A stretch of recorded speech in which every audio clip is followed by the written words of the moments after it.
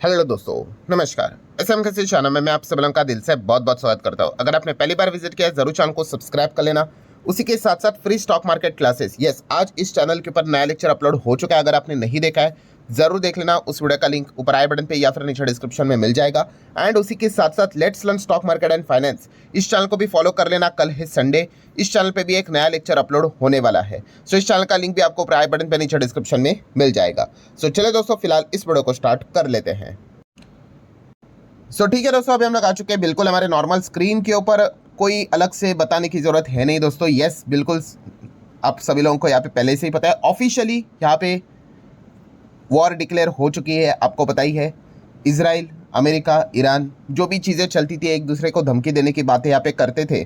So finally हम लोग को वो चीज़ें वॉर में तब्दील होते हुए देखने को यहाँ पे मिल चुके हैं। दोनों साइड से हम यहाँ पे कह सकते हैं ऑफिशियली उन्होंने डिक्लेयर कर दिया है कि हाँ भाई, हम यहाँ पे एक दूसरे के ऊपर अटैक कर रहे हैं और हम वॉर में एंटर यहाँ पे कर चुके हैं। और वैसे तो देखा गया दोस्तों, इससे रिलेटेड पहले ही हमें हिंट यहाँ पे मिली थी।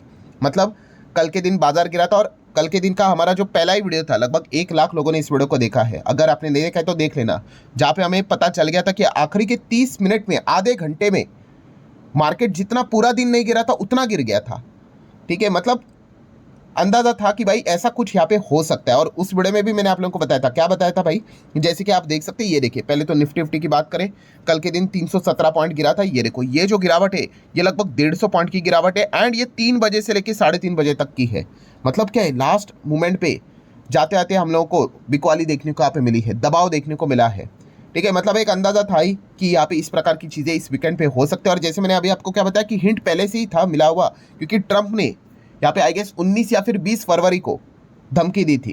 क्या धमकी दी थी? कि भाई आपके पास 10 दिन है, हमारे कंडीशन को मानो। अगर ईरान हमारी कंडीशन को मतलब मानकर अगर डील नहीं करता है, समथिंग बैड विल हैपन, ये उन्होंने पहले ही बोला था। एंड इसलिए यहाँ पे मतलब एक अंदाजा था कि इस प्रकार की घटना यहाँ पे घट सकती है। और इस डेडलाइन की आखिरी तारीख मतलब कब थी? 1 मार्च। 1 मार्च मतलब कल संडे। सो लगा था कि भाई आज रात कुछ तो हो यहाँ पे हो सकता है। बट आपको पता ही है, ये जो युद्ध होता है, जंग होता है, उसमें हमेशा सरप्राइज अटैक्स ही ज़्यादा यहाँ पे किए जाते हैं।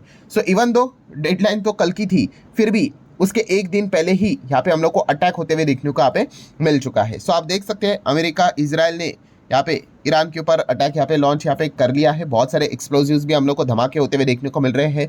तेहरान से रिलेटेड खबरें आप लोगों ने देख ही ली होगी। ठीक है, ट्रंप ने भी अनाउंसमेंट किया है कि येस, बहुत बड़ा ऑपरेशन उन्होंने यहाँ पे अनाउंस यहाँ पे किया है। एंड ऑपरेशन का नाम भी आप देख सकते हो, ऑपरेशन इपिक फेरी। ये हम फिलहाल तो हम लोग को ये ऑपरेशन देखने को यहाँ पे मिल रहा है।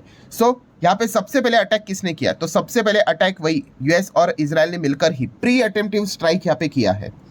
प्री अटेम्प्टिव स्ट्राइक मतलब क्या? जैसे कि आपको यहाँ पे पता ही है कि इनको पहले से ही डर है कि कई ईरान की अगर बात कर ले, अपना ईरान का टारगेट यहाँ पे क्या है कि भाई न्यूक्लियर वेपन बनाना है।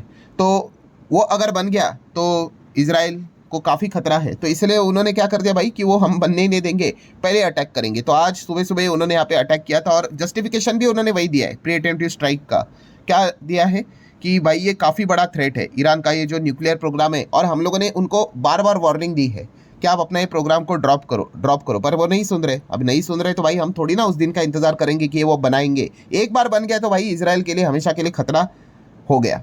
ठीक है, तो इसी चीज़ का जस्टिफिकेशन देकर उन्होंने प्री अटेम्प्टिव स्ट्राइक यहाँ पे किया है। और अल्टीमेटली उनका टारगेट क्या रहेगा? वहाँ के लीडरशिप, मेजर लोग, गवर्नमेंट के जो बिल्डिंग्स रहेंगे जहाँ पे ये सारी चीज़ें यहाँ पे चलती है, उनके सुप्रीम लीडर है, उन्हीं को टारगेट यहाँ पे करने की कोशिश यहाँ पे कर रहे हैं। देन अगर हम लोग यहाँ पे देखेंगे तो आप यहाँ पे चेक कर सकते हो कि ये जो अटैक है, मतलब इराक वॉर हुआ था, आपको पता ही होगा। उसके बाद अगर हम कह सकते हैं मिडल ईस्ट में अमेरिका ने सबसे बड़ा अपना मिलिट्री सेटअप करके रखा हुआ है। सो हम कह सकते हैं कि ये जंग काफ़ी लंबी भी हमें देखने को यहाँ पे मिल सकती है। छोटा मोटा अटैक होने के चांसेस काफ़ी कम देखने को मिल रहे हैं। क्या ईरान ने भी वापस अटैक किया था? तो यस, उन्होंने भी रिटेलिएटरी अटैक यहाँ पे किया था। बहुत सारे मिसाइल्स छोड़ दिए इजराइल के ऊपर, ड्रोन से भी अटैक किया। प्लस उसी के साथ साथ अमेरिका के जो बेसेस है मिडल ईस्ट में, वहाँ पे भी उन्होंने क्या कर दिया? अटैक यहाँ पे किया है। सो हम यहाँ पे कह सकते हैं दोस्तों, जैसे अभी मैंने आपको बताया कि टोटल वॉर यहाँ पे डिक्लेयर हो चुका है। सो दोनों तरफ से हम लोग को अब बड़े लेवल पे ये युद्ध देखने को यहाँ पे मिल रहा है। तो ये तो खबर हम लोग को पता है यहाँ पे चल गई।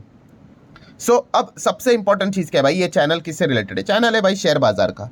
सो इसके इम्पैक्ट की बात कर ले तो शेयर मार्केट के ऊपर पड़ेगा क्या? तो भाई वॉर किसी भी चीज़ का थोड़ी ना वेलकम करता है कि वाह वॉर हो रहा है भाई मार्केट यहाँ पे भागेगा, बिल्कुल भी नहीं। इस प्रकार की घटनाएं हमेशा इकोनॉमी को डैमेज करती है। भले हमारा देश डायरेक्टली इन्वॉल्व ना हो, बट इनडायरेक्टली घूम फिर कर कहीं ना कहीं से तो डैमेज हो ही जाता है। सो एक नेगेटिव इम्पैक्ट तो रहता ही रहता है। अब वो कितना होगा वो देखने वाली बात है, ठीक है। देन उसी के साथ साथ अगर हम लोग यहाँ पे बात करें, सबसे इंपॉर्टेंट चीज़ क्या होती है? Crude oil. And crude oil मतलब क्या? जैसे कि आपको पता ही है, ईरान की अगर बात कर ले,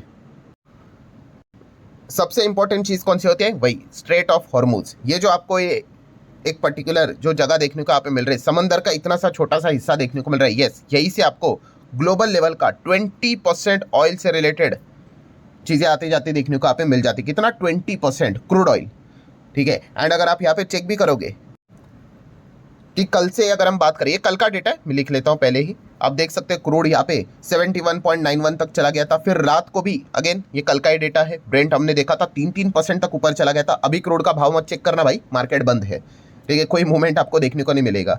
बट जैसे ही ये सारी चीज़ें होते हुए देखने को मिल चुकी है, तो ग्लोबल लेवल पे अभी इसकी चर्चा भी शुरुआत हो चुकी है। क्या? कि भाई क्या ऑयल 110 तक चला जाएगा?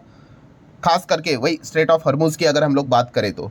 प्लस उसी के साथ साथ इंडिया के लिए खतरा कौन सा आता है? तो इंडिया के लिए खतरा, जैसे अभी मैंने आपको बताया कि ये जो स्ट्रेट ऑफ हॉर्मुज की जो बात मैंने की, वहीं से हमारा 50% इंडिया का ऑयल इंपोर्ट वहीं से आता है।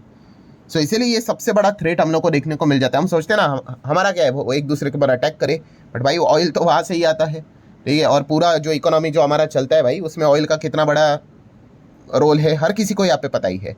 सो जैसे अगर चीज़ यहाँ पे वो रुक गई या फिर बहुत स्लो हो गई, तो बहुत ज़्यादा दिक्कत यहाँ पे हो सकती है, क्योंकि डिमांड हमेशा इन चीज़ों की हायर लेवल पे रहती है। एंड अगर सप्लाई अगर कंस्टेंट हुआ, लिमिटेड हुआ, तो ऑटोमेटिकली प्राइजेस बढ़ने का खतरा यहाँ पे होता है।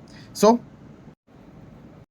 इम्पैक्ट की बात करें तो यही सबसे बड़ा इम्पैक्ट हम लोग को देखने को यहाँ पे मिल जाता है, जो कि शेयर बाजार के ऊपर देखने को यहाँ पे मिल सकता है। एंड उसी के साथ साथ सबसे बड़ा प्रॉब्लम क्या है कि भाई हमारा गिरता हुआ रुपी, भाई वो क्रूड खरीदेंगे, ठीक है, तो उसके लिए जो रुपया भी है वो भी लगातार गिर रहा है भाई, क्योंकि जो क्रूड का भाव जो निकलेगा भाई, जो पेमेंट करना है वो डॉलर में करना है, ठीक है। अभी 70 का था, अगर वो कल जाके 100 का अगर हो गया और ये ऊपर से ये 90, 91, 92, 93 ऐसा हो गया, तो फिर भाई हम लोगों को लग गए डबल झटके।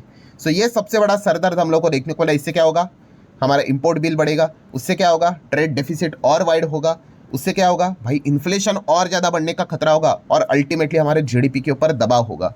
मतलब जो जो सारी चीज़ें जो अच्छी रहती है वो खराब होगी, जो खराब चीज़ें वो बढ़ेगी। तो इसलिए आप ये अंदाज़ा लगा सकते हो कि ये इम्पैक्ट कैसे यहाँ पे निकल कर आता है।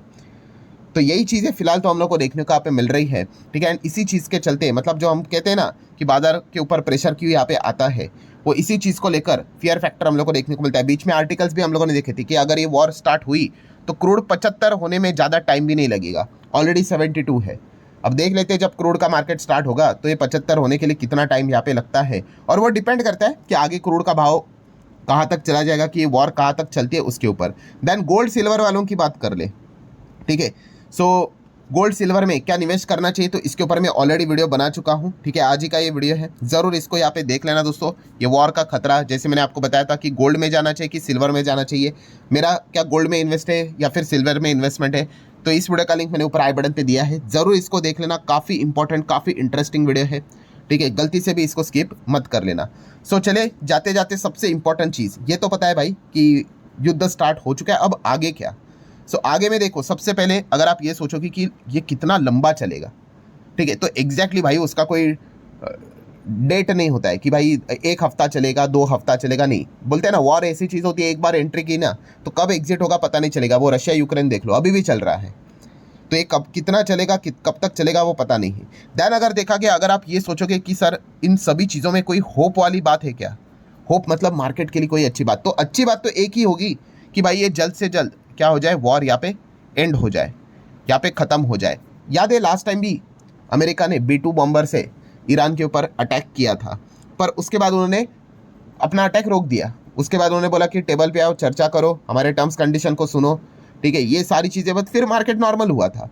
सो पॉइंट यहाँ पे क्या है, अगर जल्द से जल्द अगर ये वॉर अगर ख़त्म हुआ तो फिर मार्केट के लिए अच्छी बात है भाई, क्योंकि अनसर्टेनिटी वाइप आउट हो जाती है। एंड अगर ये वॉर जितनी लंबी चलेगी, जितना ज़्यादा अनसर्टेनिटी बढ़ते यहाँ पे रहेगा, उतना ज़्यादा मार्केट को डैमेज करेगा।